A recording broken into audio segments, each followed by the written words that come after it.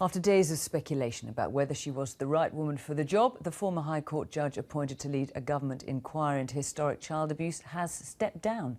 Baroness Butler-Sloss had come under pressure because her late brother, Michael Havers, was Attorney General in the 1980s. Lady Butler-Sloss said she hadn't sufficiently considered whether her background would cause difficulties for the inquiry.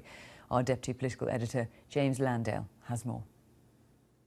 She seemed the best person for the job. A former judge, expert in child abuse, a safe pair of hands. But after less than a week in post, Lady Butler-Sloss is tonight no longer leading the inquiry into how public bodies handled paedophile allegations.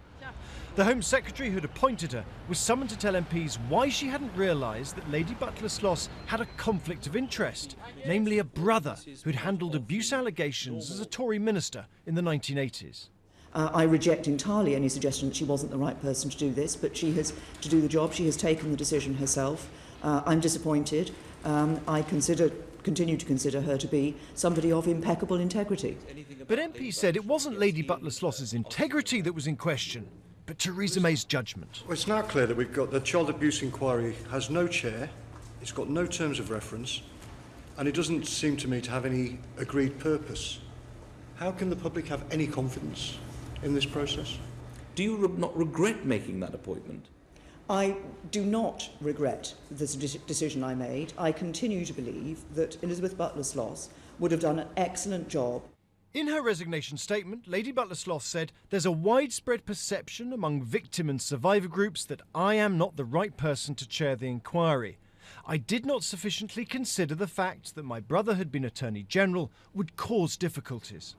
That brother, Sir Michael Havers, who's now dead, took decisions over which paedophiles were prosecuted and reportedly warned a Tory MP about making allegations in the Commons. Others said Lady Butler-Sloss was too much of an establishment figure, a member of the Lords investigating other Lords.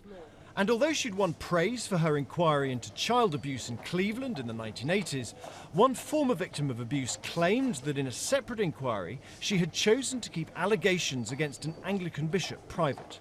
I felt she was too much part of the establishment, that she was too ready to accept the evidence given to her by the bishops and the police without question, and less ready to accept at face value the evidence given by the survivors. Tonight, Lady Butler-Sloss left her office discreetly. A lawyer for abuse victims said she'd made the right decision. The survivors of abuse that I represent have been, let down at all turns. I think this, that the way this inquiry has been handled will not have filled them with confidence, but hopefully going forward they will see that their concerns have been listened to. The task for the Home Office now is to find a new chair for its abuse inquiry, who's not a member of the establishment, but has enough credibility to satisfy MPs and victims. They're open to suggestions in there as to who this paragon may be. James Landale, BBC News, at the Home Office.